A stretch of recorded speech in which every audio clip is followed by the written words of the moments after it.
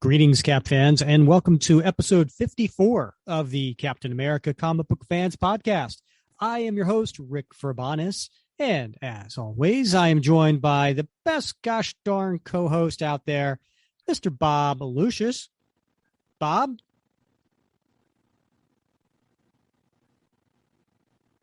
Magadangabi.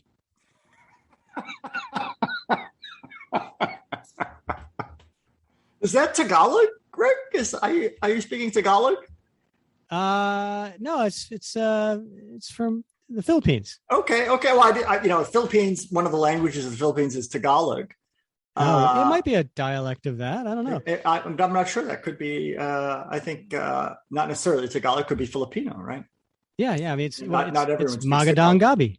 Yeah, of course. Yeah. And do you know what that means? Hello.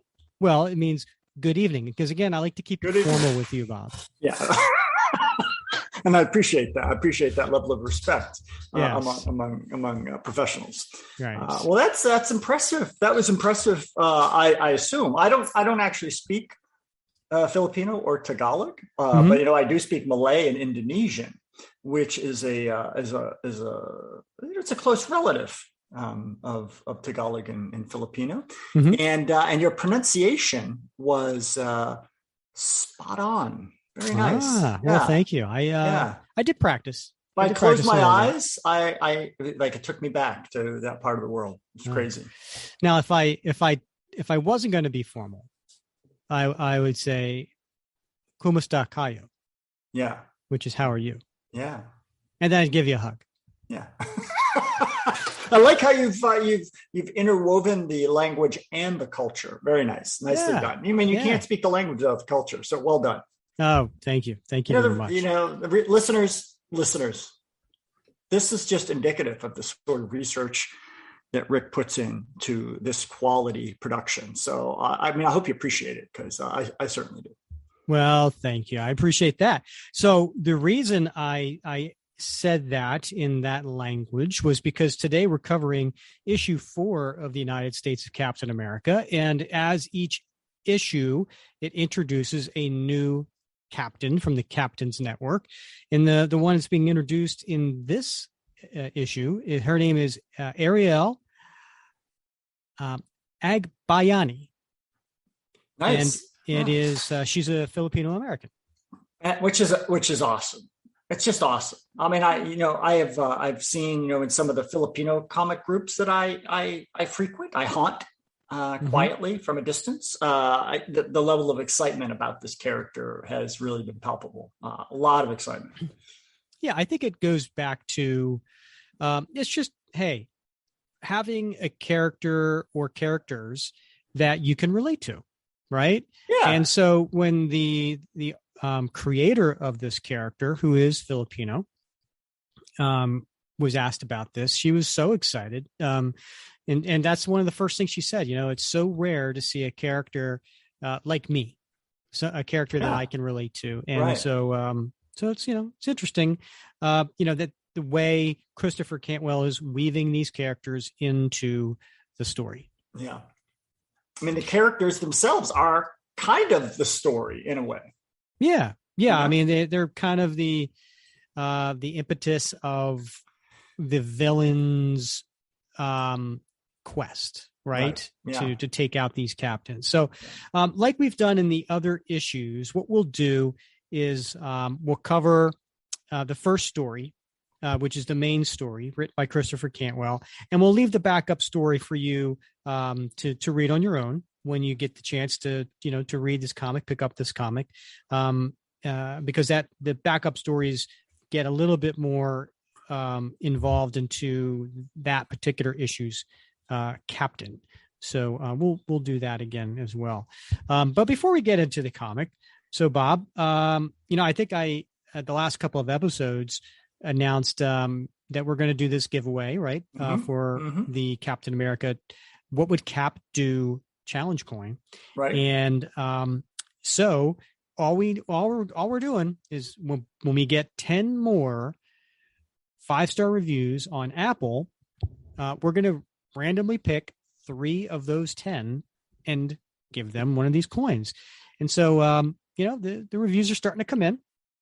Shall I read one? Yeah, please. Yeah, I want to definitely hear one. Okay. So this one comes from Thomas J. O'Donnell. Okay. He gives us 5 stars. And the subject line to this is "Love this show." And it's a very short and sweet review. He says, "I follow this show every week. Huge Cap fan." Nice. Yep. So thank you, Thomas. Yeah. You are part of the contest. So we appreciate that. And if you want to also get in on this contest, just go to Apple, go to your iTunes, and go in and give us a 5-star review for the Captain America Comic Book Fans podcast. And we will enter into the contest and probably read you on the show. Yeah, I think this is a great idea for a contest, Rick. But I think maybe some folks don't get it, Rick. I mean, we're just 2 guys, right? I mean, we're not pros here. Well, you're a pro, but we're just 2 guys who love Cap talking about Cap. And the more we hear from listeners about the things that they like, they don't like, the things they want to hear, right? Man, we want to know, right? Because we want to talk about those things because we're all fans. I mean, this grew out of the Captain America Comic Book Fans Facebook group, right? And that has some lively discussions. And we want to have those sort of lively discussions here as well. So tell us what you think. Yes. Yeah. And I'm glad you brought that up because it did. It was funny. One of our patrons, one of our loyal listeners of the show, said after hearing this, I never knew the group was created before the podcast. And yeah, it's true. Yeah, the Facebook group grew that. I guess it was in April of 2020, and it just grew to a point where here we are doing a podcast. So 50 some episodes into this, and then as far as some of the responses we got on the Facebook group, which again, we love those too. So thank you so much for giving us feedback. I asked the question, what do you guys like? Should I do the tangents? Should I not do the tangents? And we got some good feedback. Grant Ball, again, one of our patrons, says, in regards to the tangents, I'm in full support of them. If I just wanted to know what was in the issues, I'd read the issue. It's the commentary and side stories that make it worthwhile. Now, and here's another one from one of our patrons, Joshua Daniel Van Dyne, who was also a guest on our show. I think when we covered issue 2 of this series, he says, I love your tangents, Rick. It allows for interesting breaks instead of the podcast being all about just reading the comic and being done with it.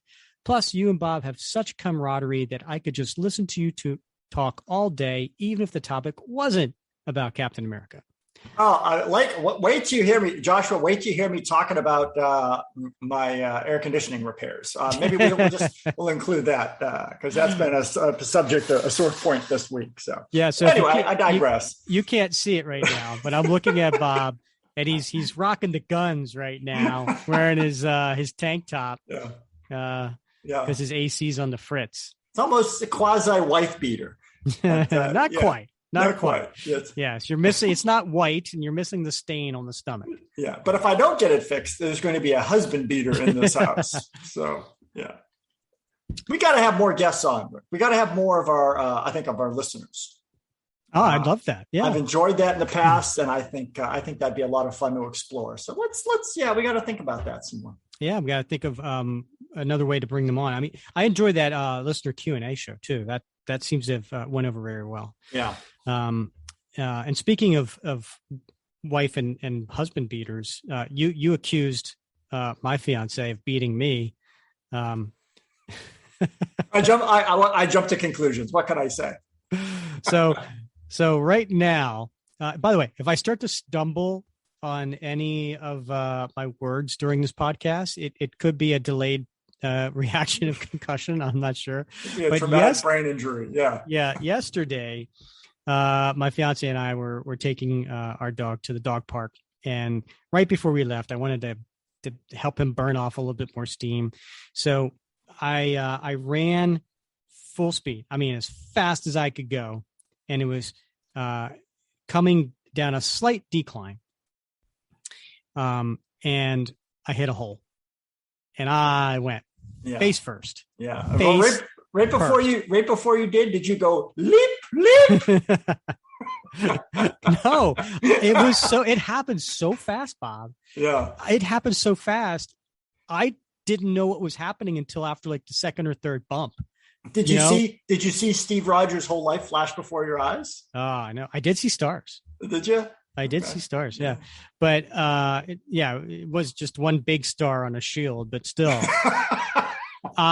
So today I have this huge raspberry in the side of my head.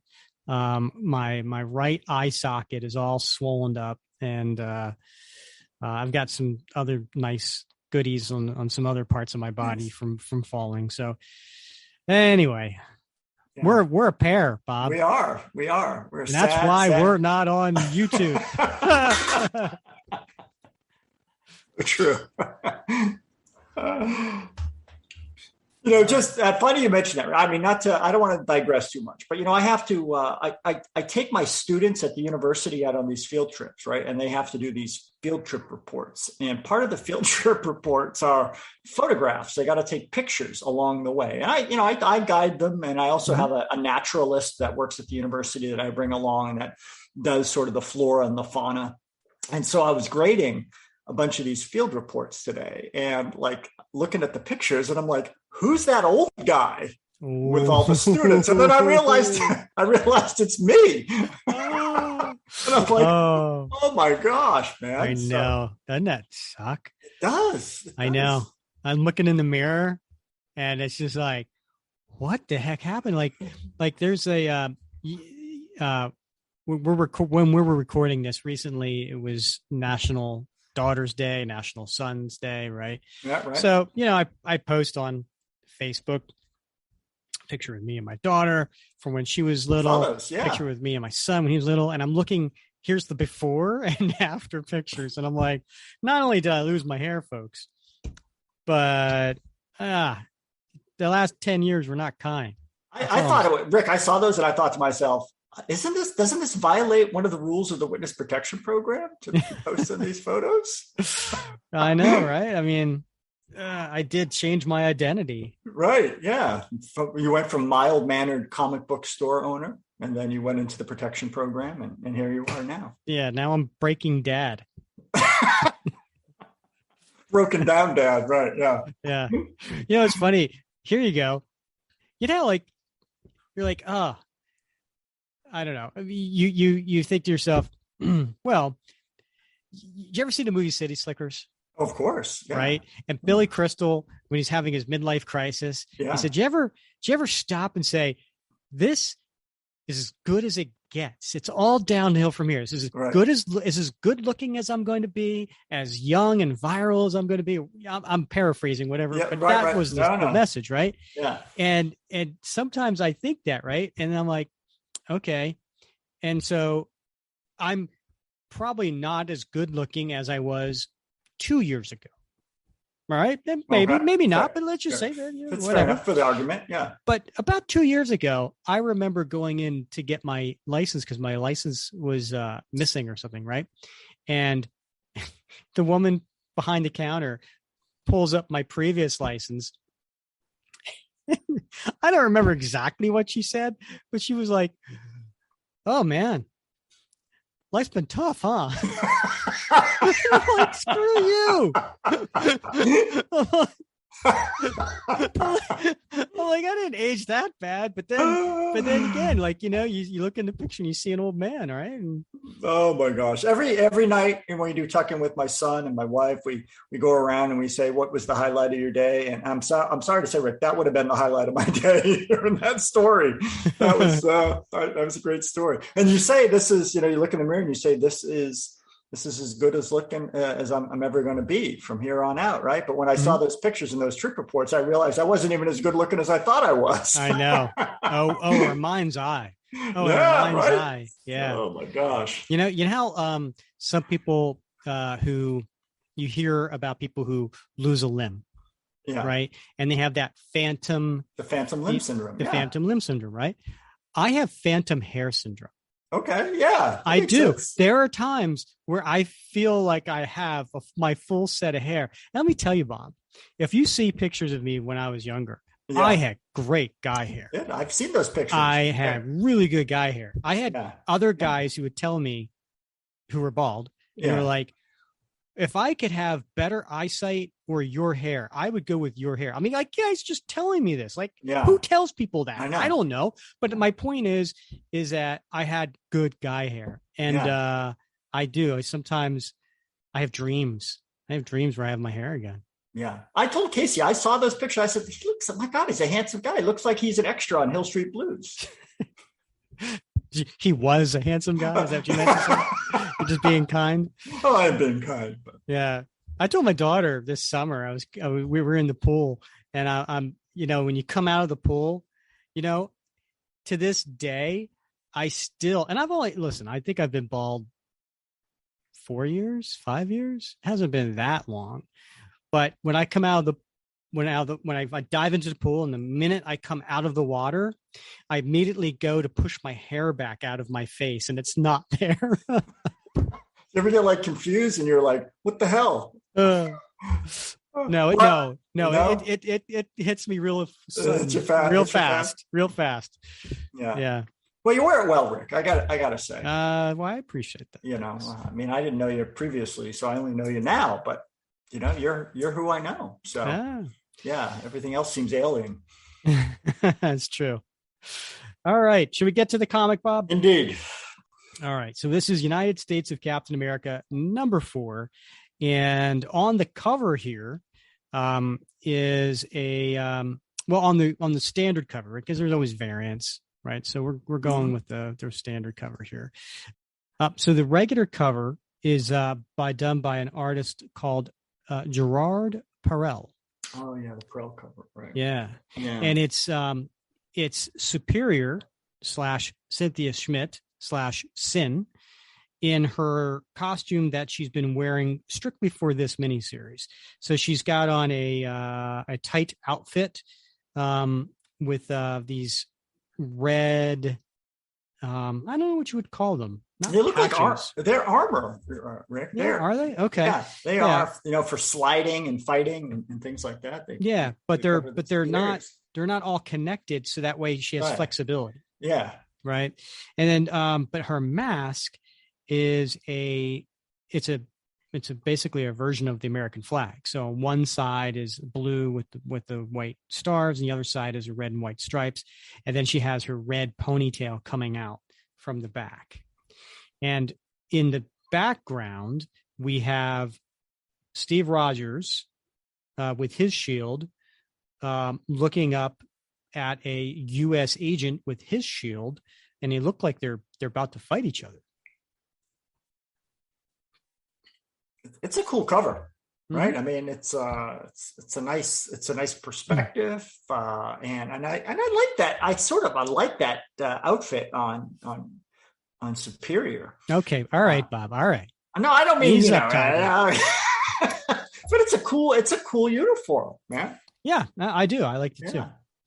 Yeah, and it almost has the way her form is standing, with the way her legs and her back arched a little bit. It almost looks like a J. Scott Campbell. It does. Figure, if you will. So the creators for this, continues being written by Christopher Cantwell. But this time we've had Dale Eaglesham had been the penciler / inker for the first 3 issues. But we have a guest penciler on this, a Mr. Ron Lim. I've heard of him. Yeah. Have you now? Yeah, he sounds familiar. Yeah.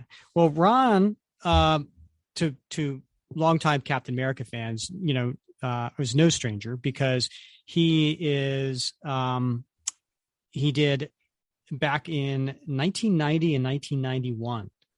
He did a span of 19 comics from between issues 366 and 386. He did 19 issues. And then after that, he did an additional 7 covers. So he is I think a favorite among Cap fans. Yeah. I know there's a lot of people who really, really liked his art. And I was fortunate enough about a year or two ago to get a Captain America commission from him. So he's still, active and obviously still in the industry. But if you think about it, like the last time that he did a Captain America comic was 30 years ago. Wow.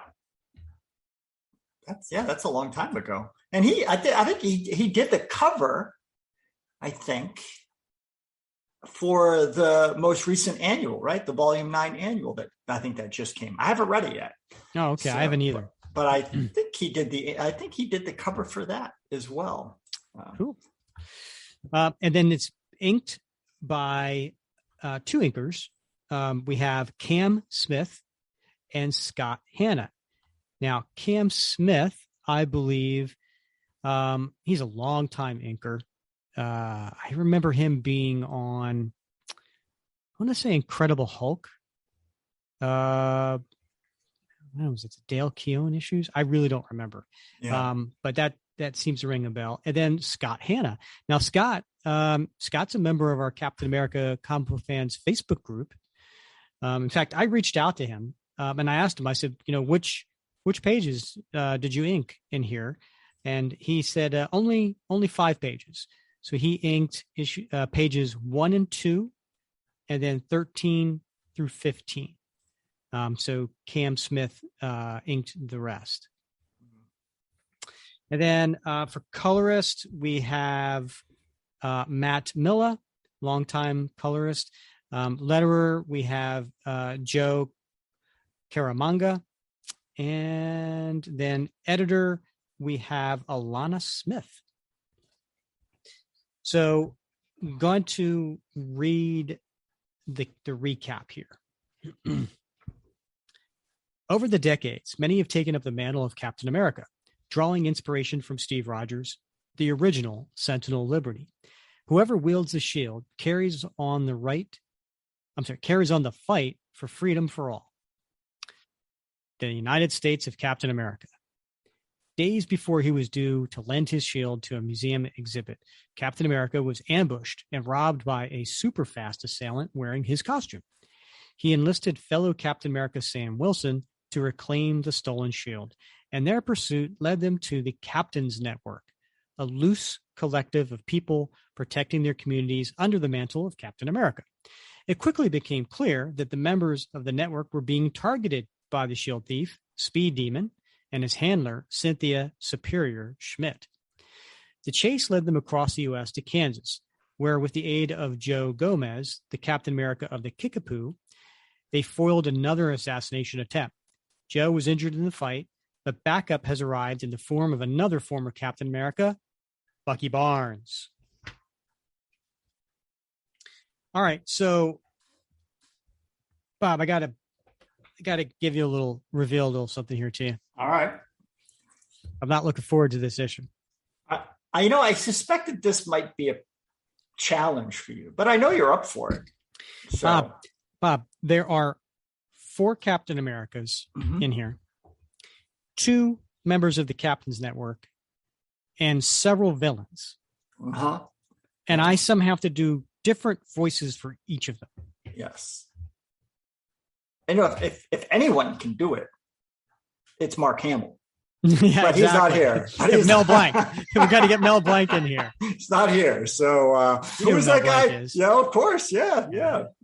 Just because, Rick, I know. I'm sorry. I'm not the Looney Tunes guy. You thought I was. I'm an underdog guy. But I know who Mel Blanc is. But, okay. Yeah. Talk about a talented man. Oh, my God. He was. And I'm thinking, remember Rich Little? Rich Little. Yeah, he was great. Yeah. So good times. But, if Mel Blanc's not here, Rich Little's not here, and Mark Hamill's unavailable. So it's on you. But I think we have confidence in you. Okay. All right. Well, listen, if I don't do a good job, you guys can you can dock my pay. Well, there you go. There you go, folks. Put your complaints in the complaint box. Oh, that's right. I don't get paid. All right. So this first page is we got Steve, Sam, and Bucky standing at a annual Kickapoo powwow. And Steve says, America belonged to them before it belonged to any of us. The truth is, my ancestors were colonizers. Irish and English, if you go back far enough. Sometimes I've wondered what gives me the right to bear the name of the land instead of someone else, someone like Joe. And Bucky says,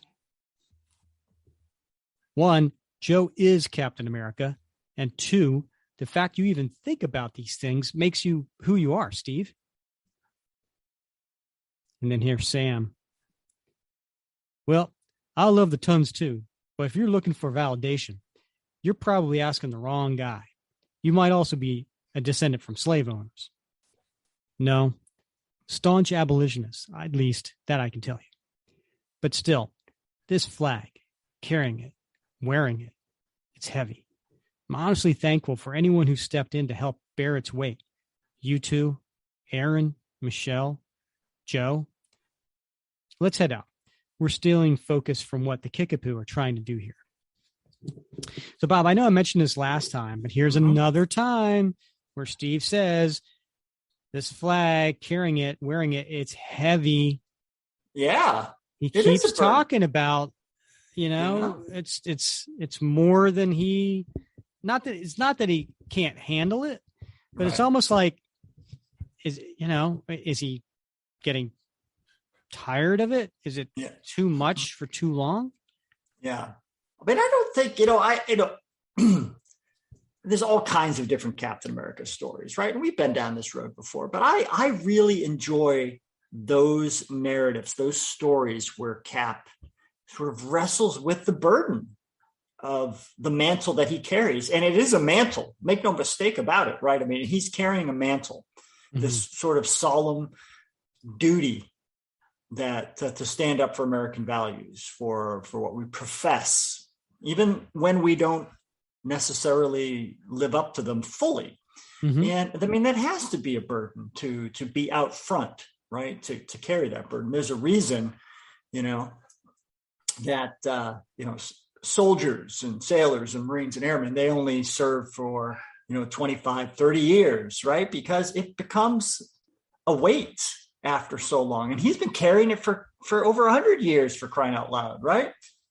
I don't know. How long has it been? 80. 80. Okay. 80 years. Right. So, I mean, So you got to think, what does that do to a person's psyche? Right. I mean, the super soldier serum allows him to heal fast, right. To bounce back from physical injury. But there's this whole question of moral injury, this whole question of the moral burden of such responsibilities that I don't think we talk about enough. Well, I do think this series is addressing it a little bit. Not as deep as you're going, but I do think it addresses it a little bit. All right, so here it is 3 days later in Colorado, and they're at some cabin in the woods. And you got the 3 Captain Americas there, right? You picking up anything, Sam? And Sam is on his laptop, and he's got a headphone on, and he's listening in on something. I'm listening to everything, but continued radio silence on our false patriots' whereabouts. I'm getting a lot of voicemails and dead numbers for these captains. At least we got Aaron and Ariel around, inbound. Sam, you could make a bank on this place if you listed it as an Aaron B. Also, Steve, you could just store the numbers Joe gave you in your phone all at once and then not have to dial every time. Bucky, please, not you two. Hello? Hi. Good to see you again, Aaron. And Ariel, nice to meet you. Same, but fair warning, I got carsick driving up here in those switchbacks.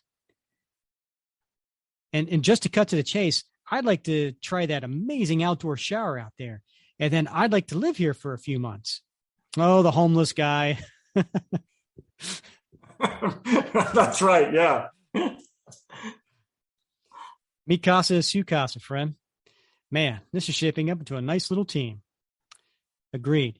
But there's one more I want. He's meeting me at the bar down at the highway turnoff. No, Cap.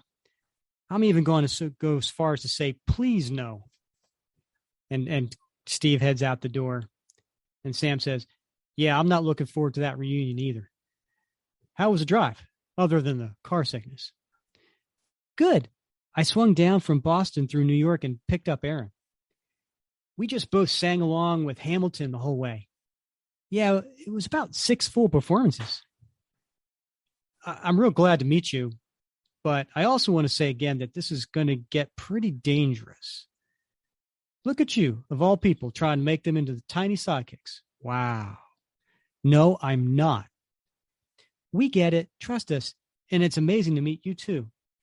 And then Steve pops his head back in the door. Bucky, you coming or what? Why do I have to go?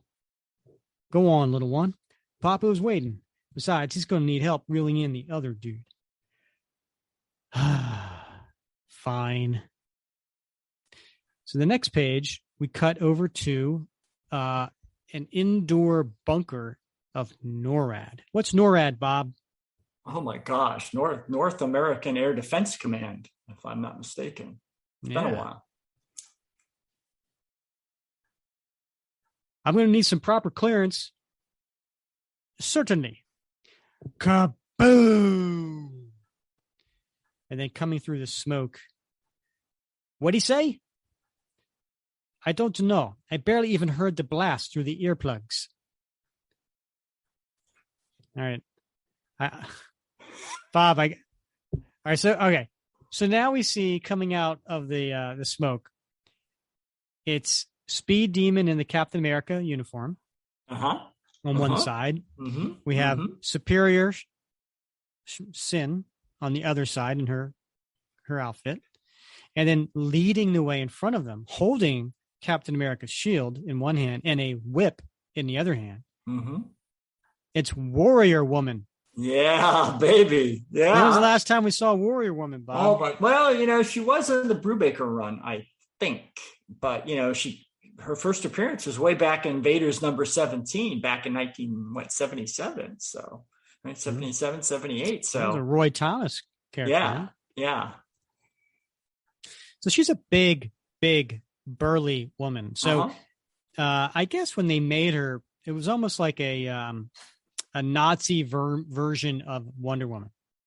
Yeah. Right? Yeah, kind of like a big Amazon type woman. Schnitzelfed, yeah. Yeah. Bob's looking at me with a big smirk on his face. He knows I'm trying to struggle with a voice for her. Because I already have Cynthia Schmidt, right? Cynthia Schmidt is I don't know. I barely even heard the blast through the earplugs, right? So she's got more of that German little, right? But Warrior Woman is she's got to be a huskier voice. She's a husky lady, yeah. And she's got to have a German accent. Yeah, an angry German accent. And I did not practice this at all. Yeah. Yeah. Here we go, folks. Superior, Speed Demon, span out. You know what you're looking for. Yes, Commander Krieger. Jawohl, Kriegerfrau. And if anyone gets in your way, just remember to have fun. Nice. Is it? Sounds a little manly, though. So she is manly. Let's face it.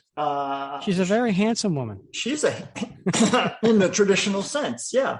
All right. So we cut back to the cabin in the woods.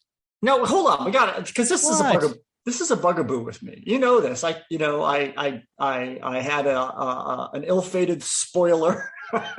Wait, what? In the comic group, this whole Commander Krieger. Where did that come from? Her name's Julia Koenig, right? And of course, for a while, her last name was Lohmer because she She was married to Masterman, Willie Lomer, right? But she quickly dropped that name as fast as she could and back to the Koenig. So what's her first name? Julia. Julia? Yeah. So if she was married to Masterman, would then she become Julia Man? I think they skipped right over the man and just went to his Christian name. Oh, okay. Yeah, Lomer. So I was confused when I read this, Rick, about this whole Commander Krieger. Because I think, if I'm not mistaken, Krieger means war, right? Does it? Yeah. So when we already established in the last episode, Bob, I'm Austrian, not German.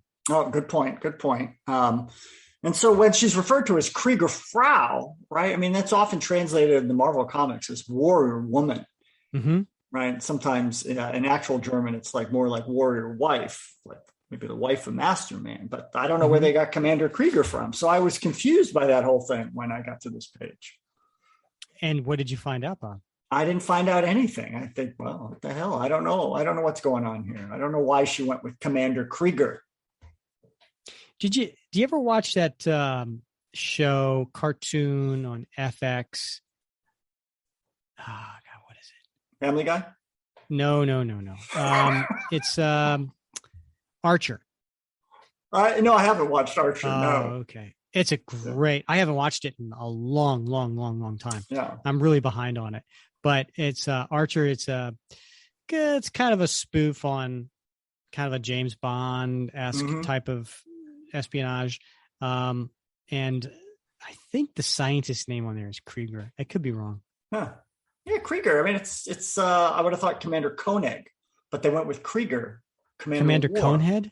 Koenig, her last name. So I was confused. I was like, did Cantwell we talked about in the sort of the retcon differences in origin. We talked about how Kirby and Lee forgot what Reinstein's name was, and just simply renamed him something else in the Tales of Suspense and subsequent retellings until they got a way to sort of square that circle. But then I thought, well, maybe Cantwell messed this up. So I was confused. I don't know how they're gonna, if at all, they're gonna fix this. Do they fix it in this issue, Bob? No, they don't. Oh, okay. Yeah.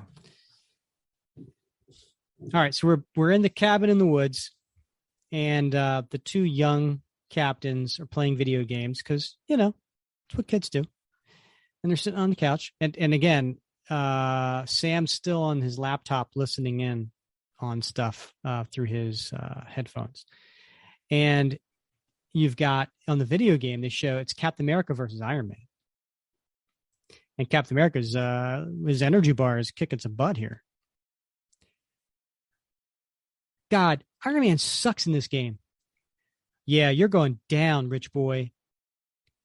Why'd you even pick Iron Man? You could have been Speedball and had a better chance. Because at least I don't mind watching Iron Man lose to Cap. Anybody in the immediate area, I repeat, NORAD is under attack. Our main comm network has been cut. Repeat, NORAD is under attack by unknown assailants. Please, anyone, hear this. And then we cut to NORAD, and there's Speed Demon going through, hitting people, and Superior's hitting people, and Warrior Woman, Commander Krieger, is just standing there with the shield. And Sam says to the two kids, "We're leaving now. Let's go, captains, on the double." So the next page we cut to, and we're at the bar. And we see a bartender yelling, and he says, "That's your last Boilermaker, dipstick. I don't care how much you threaten me." And here it is, John Walker in his U.S. agent outfit with the shield strapped to his back, his left hand with the half beer mug in it, and his head's down on the bar. Resting ever so gently. Yeah. Yeah. And there's 5 shot glasses that are empty and a bunch of dead soldiers, which is a term for empty beer bottles. Nice. And he says, You don't talk to me like I'm some kind of cur. You cur.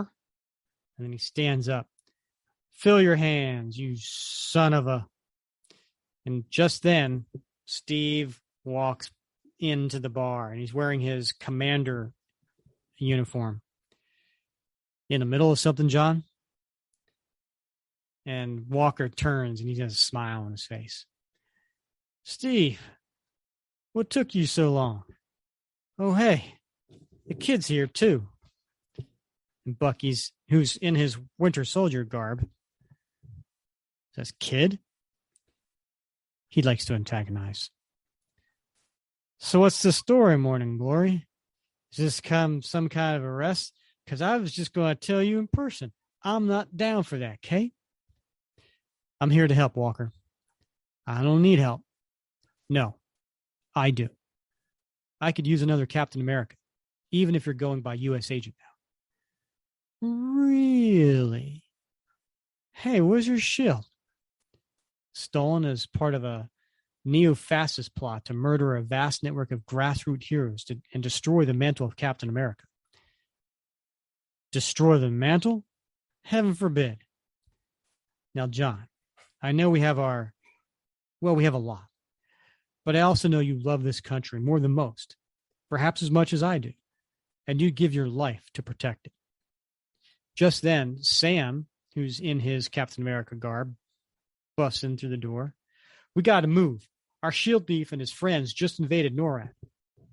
So we cut to the next page, and everybody's on the road. So Sam's on his bike, Steve's on his bike, Bucky is on his bike, and behind him, holding on, is U.S. Agent.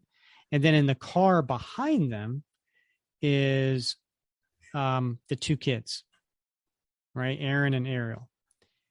And interesting enough, it looks like Aaron is driving. But I thought it was her car. And does he even have a license? I don't know. So John says, I'm just going to bring up again that I have my own bike. Y'all saw it outside the bar, a sweet chopper with. And Steve says, no, you're not driving drunk. And Ariel in the car says, we could have taken it and abandoned my 400,000 mile crap box. Neither of you have a Class M license. Well, that doesn't mean we're not willing to learn. You were saying your shield gave you access? Yes. Certain facilities, top secret clearance to projects I'm involved in. And one of those is at NORAD? It is. Yes. That must be what they're looking for. Are you going to make us ask what it is? Hate monger. Oh, boy. Great. And then John says, maybe you guys can just drop me off somewhere. What's a hate monger? It's living psychoactive energy derived from Adolf Hitler's consciousness. Whoa.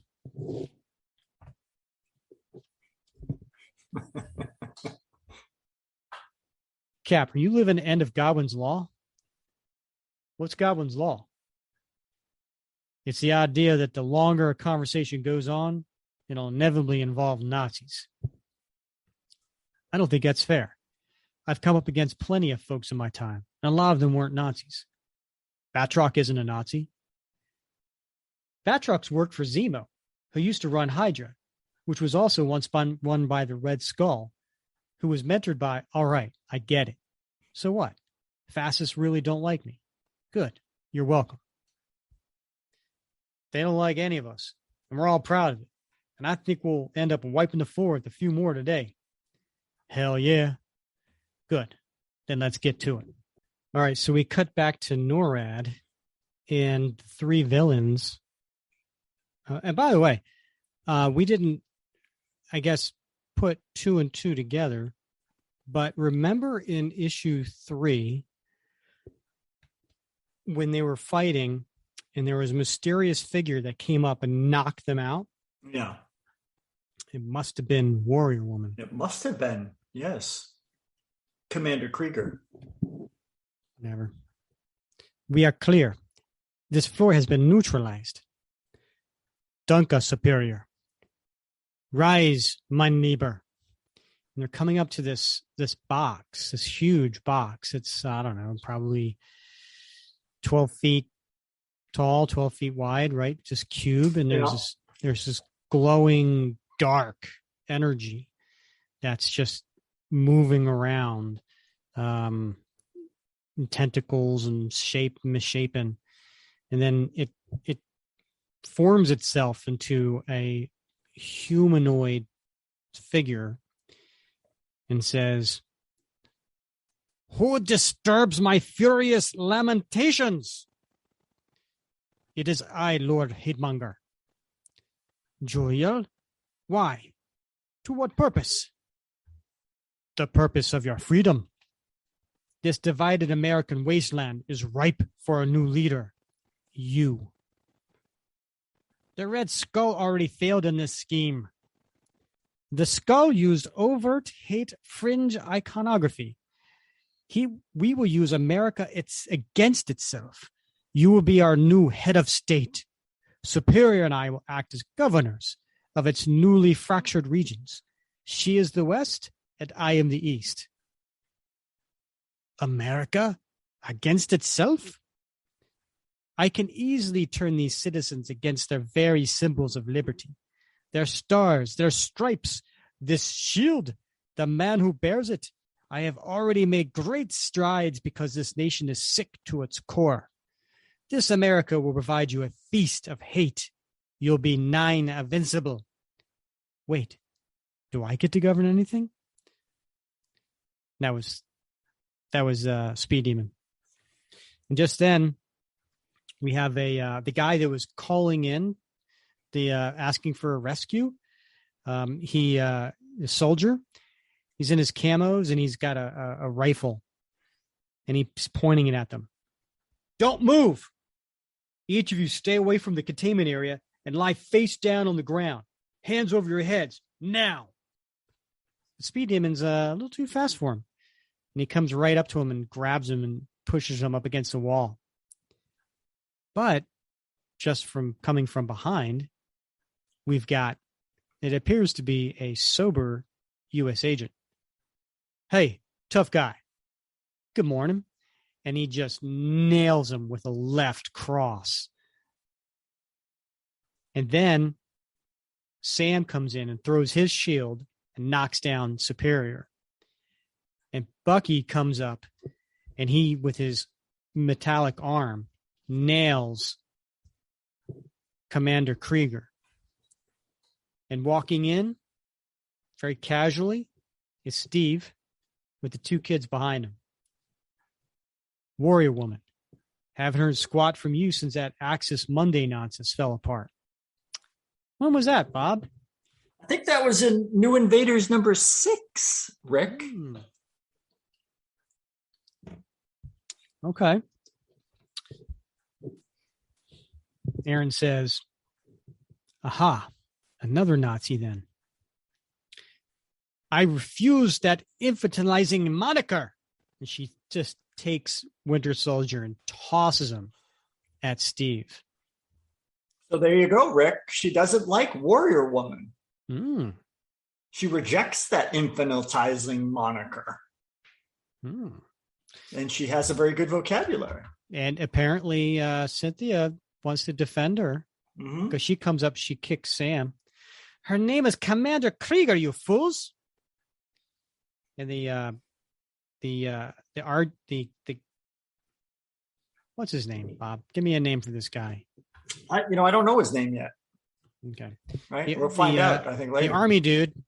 Yeah, army dude. Yeah, the army dude. By the way, does he have a blood dripping down his face, or is that like a some sort of birthmark?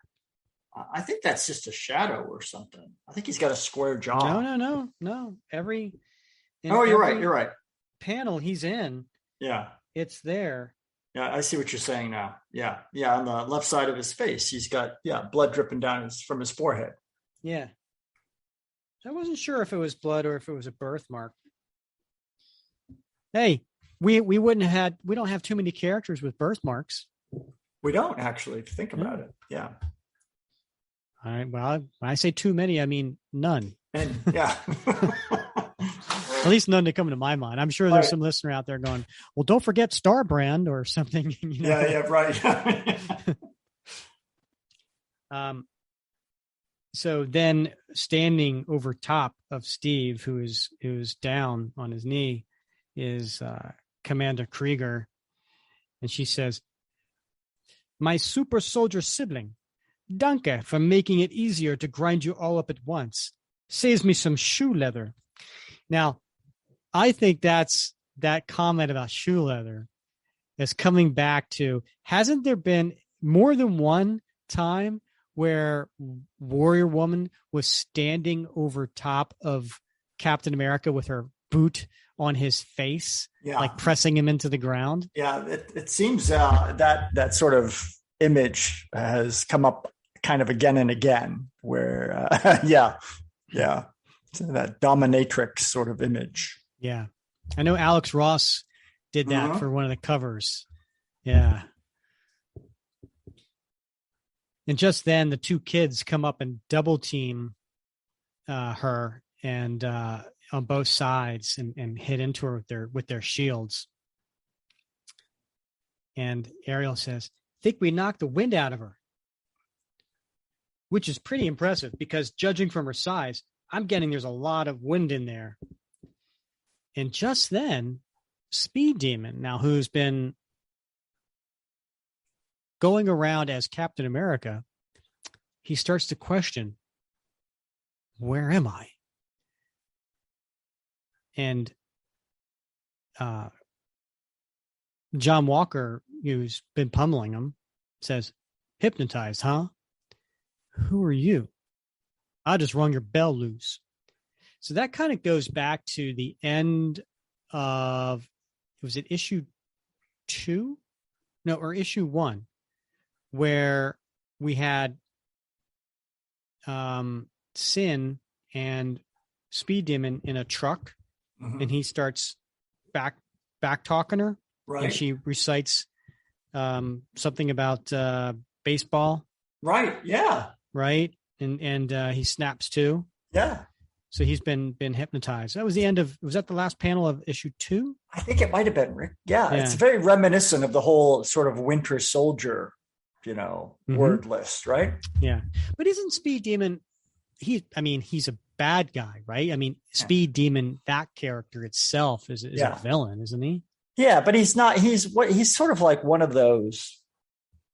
He's not an honorable villain, but he's sort of a low caliber thief.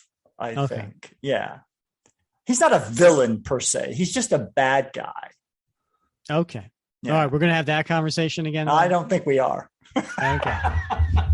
And if we were a comic book, editor's note would say at the bottom, see episode 9 for top 10 villains not named Red Skull. There you go. Yeah. So then the army guy takes his machine gun and he cocks it. Although I don't think that's an AK-47. I don't think you can cock that. It's an M16, but is it? Oh yes. Yeah. You're right. Yeah. Because that's American. I mean, AK-47 would be a Russian, right? That's right. And I would assume that he would have already pulled back the charging handle on this weapon since he showed up earlier and told them all to lay it down. So, but hey, it's Hollywood, right? Hollywood. You got to have the, exactly. Right. Yeah. So he says, can't let it escape. But just then, apparently, Superior is superior with her shield throwing, because she went and hit not just Aaron, then ricocheting and hitting Ariel, and then ricocheting and hitting the army dude, and then ricocheting and hitting John Walker. She hit all 4. How does she do that? How is she that good? I don't know. But practice, I guess. But Steve comes up behind her, grabs her, slams her to the ground. And he says, I need you to stop. Thank you. I appreciate your cooperation. So he Speed Demon is like, he realizes what's going on. He's like, you. John says to him, yeah, Speed Demon, you've been their zippy little puppet for a hot minute. Why am I dressed like this? Oh, you don't remember that part? She wants to conquer the U.S.A. Krieger. And he runs up and just runs into the back of her full speed. And she doesn't even move. And she just kind of turns around, looks at him. She gets out her whip, whips around his neck. And then she says, heel, dog. She's badass. She is. She's a tough lady. So Speed Demon, who is a villain by nature, or a bad guy, as you would put him. But you know what he doesn't like? Nazis. Yeah. You know, right. Yeah. I think even American crooks aren't going to let Nazis take over America. Right. Well, hey, you remember that one-shot crossover with the Red Skull and the Joker, right? When Joker found out. Yeah, that's right. Yeah, he wasn't having any part of that either. Yeah, that's a good callback by you. And so behind the glass, the hate monger / Adolf Hitler. Nice to see you, Captain. Nice to see you behind the glass, looking like someone just emptied a vacuum cleaner bag into a breeze, hate monger. Does that sound like something Steve would say? It is a bit convoluted, I think. Yeah.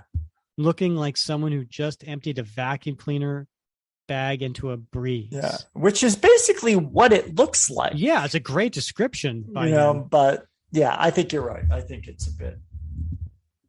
Yeah. It's not Steve. Yeah. So then Sam comes up and gives a left cross to Commander Krieger. And then Bucky comes up with his metallic arm and gives her a left cross. And she's just standing there. Her head turns one way, her head turns the other way. And then she picks up the shield. And there's something about the shield, and her eyes start to glow. See its face, shield revealed. Cower and flee, every man, woman, child.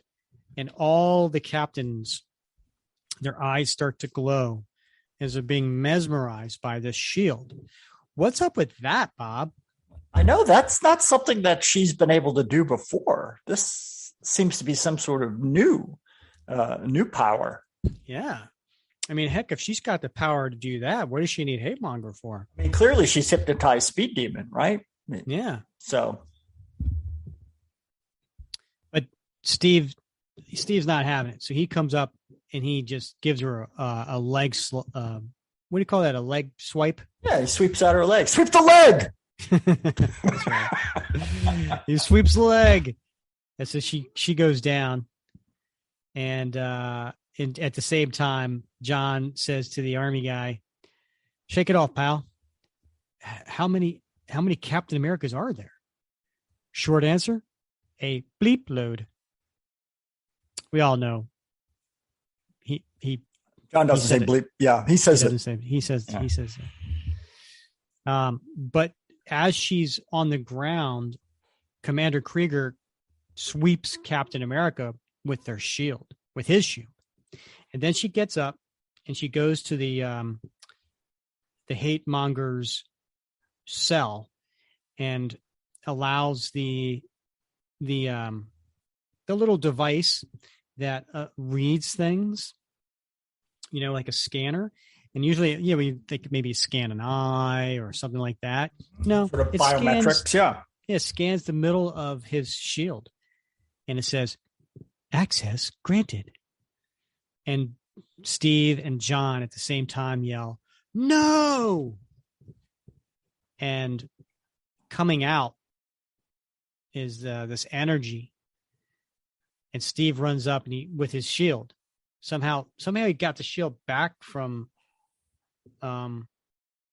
Krieger. I don't know how that happened, but I don't know if that's. I don't think that's his shield because it looks like there's a crack in it. Whose shield is it? I don't know. Was someone else carrying a shield? No, because what's his name? Sam's is different. Aaron was carrying one, but it's like a trash can lid almost, you know? Yeah, right. Nothing like this. And so Steve says, hold it right there. But the hate monger changes form into a young Peggy Carter. Oh. No, it isn't you. You're not Peggy Carter. Look at you, Steve, a grown man, an elderly man, still dressing up like a child. You embarrass me. You embarrass this country. And then she just smacks him. And John comes up to try to punch Krieger, but she catches his fist in her hand and crunches it. And he yells. And then she tosses him with one arm onto the army guy. Fare thee well, reprobates. And they run off. Her and the hate monger. And speaking of, she speaks very well. What's a reprobate? That's a weird. It's a weird. It's a weird term to use, Rick. It means an unprincipled person. Well, maybe in her mind they are. Yeah, maybe. It seems an odd choice of words, but. So Steve says, "Come on, we got to go after them." John says, "No, we don't. We got two of theirs. We don't need to chase them to find out where they're going." And Sam grabs Superior. "Come on, move." And Bucky says, "But the two still out there are hate monger and warrior. Commander Krieger." "Commander what? Jerks?" "Hate monger is a dangerous asset." "Doesn't seem like an asset to me." "Bad word choice. I'm Captain Jeremy Merrick. My assignment was the containment and study of this thing. It was ready to kill me." So Steve then says, "Well, then you can help us recapture it." And John has a point. They're on the defense as long as we get intel out of these two. "I will tell you nothing." "We'll see about that." And then Speed Demon says, "I'll tell you whatever I can, but I don't know how this happened to me or how long it's been." "Because you're weak. I, on the other hand, my father invented some of the most hideous torture techniques that exist. I've mastered every one of them. What on earth do you Cub Scouts plan on doing to make me talk, besides asking politely?" And just then, John Walker comes up. He's got a big old smile on his face, and he's got his hand out to shake her hand. And he says, "Fellas, I got this. Hi, Cynthia. John Walker. I was expelled from the Cub Scouts. Why don't we have a chat?" To be concluded. Oh my, that's right. There's only one issue left in this 5-issue miniseries, Rick. Yeah. There's a lot of wrapping up to do. What are your thoughts on this issue, Bob? It was a twist that I didn't see coming. I didn't see Commander Krieger, and I certainly didn't see the hate monger involved in this tale. And I'm happy to see him because I'm one of those readers, Rick, that I like the hate monger stories. I think they're fascinating. I mean, they go all the way back to Fantastic Four. And I think it's a fascinating concept, this sort of psycho, whatever it is, residue of Adolf Hitler. Mm-hmm. Thanks, of course, to our good friend Arnim Zola, who made this all possible. But I didn't see this coming. So I'm really looking forward to seeing how this concludes. And I think this storyline gets us a little bit closer to that big conclusion. Yeah, it's a good point. I don't know how we're going to wrap this up in one issue. Right? Right. I mean, we've got Commander Krieger, and we've got the hate monger. I mean, I don't know, man. Yeah. That's a lot to do. I wonder if this is going to spill over. Yeah. Yeah. I've seen a lot of trepidation, I think is the right word, in the Facebook group about what's going to happen next. And we know there's going to be a team up, at least a mini series, right? Iron Man, Captain America. Mm-hmm. We know that's going to happen. And there's nothing on the wires yet about volume 10 of Captain America coming out. And so maybe that team up series is going to help wrap this up in some way. I wonder. So we've talked about, at least after the first issue, that we all thought, Cantwell was doing a really good job. We'd like to see him maybe take a crack at the ongoing series when they announced that. Yeah. And who knows? Maybe that'll happen. Maybe he will be the writer on that. Maybe he knows that and he's setting it up for the next series. Yeah. Because, if you start off with a warrior woman, Cynthia Schmidt, and hate monger, that's a blast from the past. And right. I think one of the things that, if I'm editorial, I know that there's been a lot of, let's just say, Cap fans from our age and older who have maybe been disenfranchised. Like, there's not a lot, but there's certainly been enough people in the Facebook group where I read and they're like, yeah, I haven't read a new Captain America comic book since, volume 5. 1907. Yeah. Right. But you know what I mean? Yeah. Right. So, well, how do you bring them back? Well, you bring back some classic villains that haven't been around since, a long time, and might pique their interest.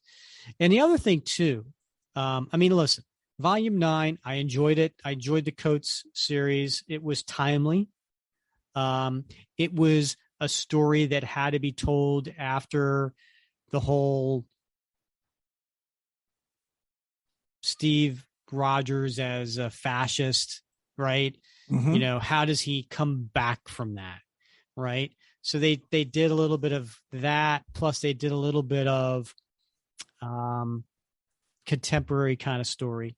Yeah. And it's kind of like, I don't know. I see the next one going to be a little bit more classic and less contemporary. Yeah.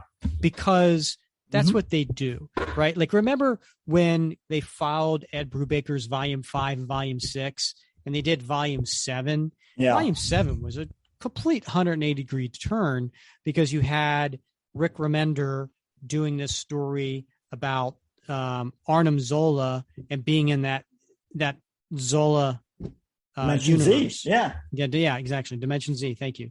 And how else do you follow Ed Brubaker, right? Yeah. You can't do more like that. Like, you got to do something different. So I don't know. That makes sense. That makes perfect sense to me. Actually. At least that's my initial thought. No, I think that's the first thing that comes to me. Good. I think it might be time, I think, to have some clear cut good guys and bad guys. Mm-hmm. And nothing is more clear cut than going back to the original source material, which is Nazis, right? Mm-hmm. Krieger, even Schmidt, they're all sort of cut from the sort of neo-fascist cloth. And I think you're right. I think there's something to be said for making it very clear cut. Good versus evil. You know what? This story inspired me. I think in the near future, not right away, because we've done our share of 70s stories recently. But I want to go back to 1979. And we all. And I want to do, I think it was like a 3-part story with the hate monger / the 50s Cap. Yeah. Right. The grand director story. Yeah. Oh, that's a good story. Right. Because Roger McKenzie wrote it. It was Sal Buscema, I think Don Perlin, right? And it was issues 231, which is that famous cover of a cross burning, and then there's the grand director there putting his hand up in almost like a Nazi salute, right, and then the fallout from that. I think there's a couple issues after that story kind of continues. What do you think? Do you think we should explore that? No, that's a great story. I love a good hate monger story. And there's been quite a few, and we did one, right? We did the Cube Cult story from, what was that? Was that volume 3? No. Was that volume 1? I can't remember. One. It was the end. It was the end story arc. That was when, the beginning of Mark Waid and Ron Garner. Right. That's right. With Cap and Sharon, and Sharon's return, and Cap and the Red Skull going against the Cube Cult and the hate monger. So there's a lot of great hate monger stories. I think that would be a great one to tackle. And if for those who want to go and check that out, that was episode 15, where we covered Captain America 445 through 448, Operation Rebirth.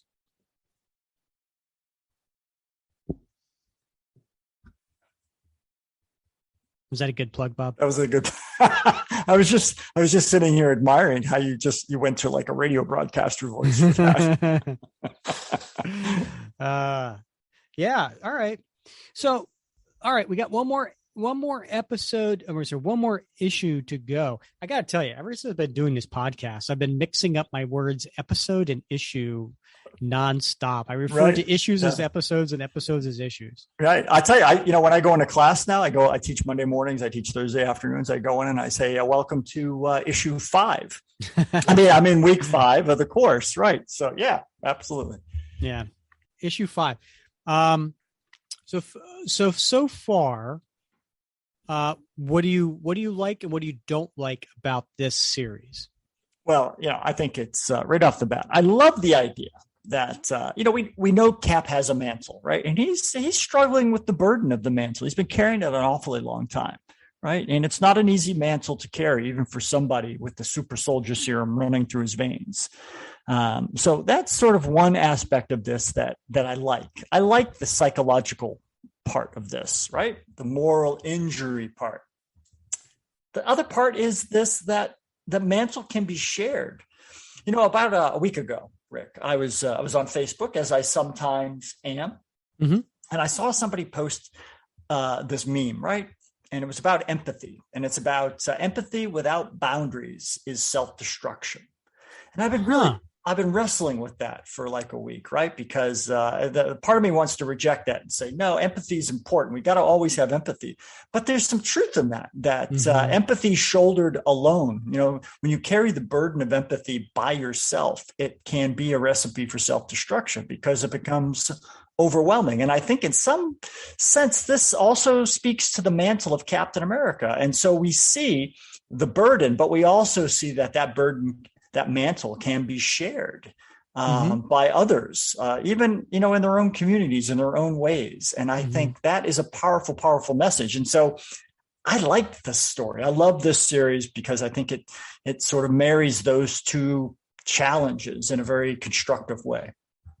Those are excellent points. I love that you brought that up, that meme about empathy without boundaries, because that's something that I really, one of the things that draws me to Steve Rogers is his empathy. And that's why on the challenge coin, when we talk about on both sides of the challenge coin, we have different characteristics of Steve Rogers. And I think there's 4 on each side. So we have 8 characteristics of Steve Rogers, and one side has the shield. One side says, what would Cap do? Right. And it's one of those things like to think of, hey, before I do this, before I say this, would Steve do this? Would Steve say this? And one of the characteristics on there is empathy. And that was one of the ones, it was one of the first ones that I, when you and I talked, like, which characteristics should we put on there? Empathy was by far one of the ones that I wanted on there. And so I can totally see empathy without boundaries can be destructive 100%. And I'll be honest, it's a personal issue I deal with, that I tend to be a little too empathetic, meaning that I do put myself in other people's shoes probably a little too much, in the fact that it can be sometimes a little overwhelming sometimes. Right. Yeah. Right. And as someone who is a communication major, who is a marketing professional, I studied communication, and yet I refuse to really watch the news. I don't watch reality shows. I don't watch dramas, because they are too realistic to me. And because of my empathetic nature, it bothers me. Right. Like I think that's one of the things I gravitated to comic books so much, because at least it was a fantasy world. So if this violence was happening, I could always just say, well, it's make believe, it's fantasy. And that's why I embraced fantasy type shows, TV shows, movies, again, because I could separate from it. If I can't watch a crime drama because I know it's based in reality, and I know that there's people out there who are victims of these particular types of behaviors, and it bothers me. It really does. And so I suffer sometimes from too much empathy. So that meme that you just described really hits home with me. Yeah. So thanks for sharing that. But so I'm sorry, I went off on a tangent. But the thing about this series that I agree with you, that I really like, is that we're seeing how Cap inspires others. Right. Right. That Cap has, due to his nature, due to his activities, due to his words, he has inspired others to pick up the mantle and to do things in their own communities on their own levels. Right. So I do really love that. Here's one thing I don't like. I think some of it is outside Steve's characteristics. I find it a little hard to believe that Steve is going to call in Aaron and Ariel, who he's never met. Yeah. And ask them to come along onto a battle. And he knows darn well what's at NORAD waiting. He knows the hate monger is there. Right. Yeah. He knows the evil that is there. He knows that Cynthia and Speed Demon are adversaries that are really, really tough. For him to just bring in these inexperienced, non-powered. Yeah. Right. Yeah. Right. He hasn't done any training with them. He doesn't know what kind of team they could be and how they could support each other on the battlefield. I almost find it outside of Steve's characteristic to do something like that. No, am I being too harsh? No, I think that's a really good point. That made me a little uncomfortable as well. I mean, like how did, he'd met Aaron, right? But he hadn't even met Ariel. In the backup story in this issue, which, we're not going to talk about, but it talks a little bit about the sorts of things that she does. She is sort of the Captain America of the campus, right? And so it's an interesting story. It's a fun little story. It's a powerful story, but it's certainly, her sort of activities don't rise to the level of combat they would expect to face, that Cap would expect to face. Yeah. Going in against Cynthia, against Superior, Speed Demon, and this unknown assailant who turns out to be Commander Krieger. So, and with the hate monger in the mix as well. So, yeah, I think you're absolutely right that seems a lot out of character. Yeah. I mean, on one hand, we get Captain America, who is telling John Walker that he can't drive because he's drunk, right? I mean, he's Mr. Strict there, right? But here, let me go ahead and bring this these inexperienced characters in. Oh, by the way, I am looking up Archer right now and the characters. There is a Dr. Krieger. Yeah. Well, there was there's a DC character. I think it's like Captain Nazi or something, right? And his name was Albrecht Krieger.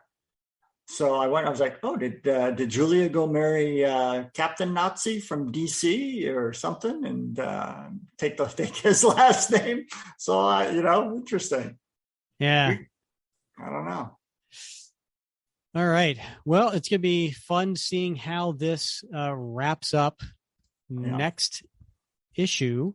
And we'll be sure to cover it here in the Captain America Comic Book Fans podcast. So now is a perfect time to talk about our next episode. Next episode, we're going to go to the year 1993, Bob. That is a long time ago for me. It is. It's sort of a hazy period as well. Yeah. So we haven't explored. We've explored some Mark Gruenwald story arcs, right? Yeah. But they've been in the 80s. We really haven't touched on any of his stories in the 90s. So I thought it would be fun to go after this particular story. It's 3 issues. We're going to cover issues 411 through 413. So they came out in 1993. And it's a story of Captain America, Falcon, Diamondback, going undercover to AIM Island, where there is a fight club with all the villains. Yeah. Right. So they're going disguised as villains, and just so happens Cap's going to be disguised as Crossbones. Falcon is going to be disguised as Jack-o'-lantern, and guess who Diamondback is going to be disguised as? General Woe? No.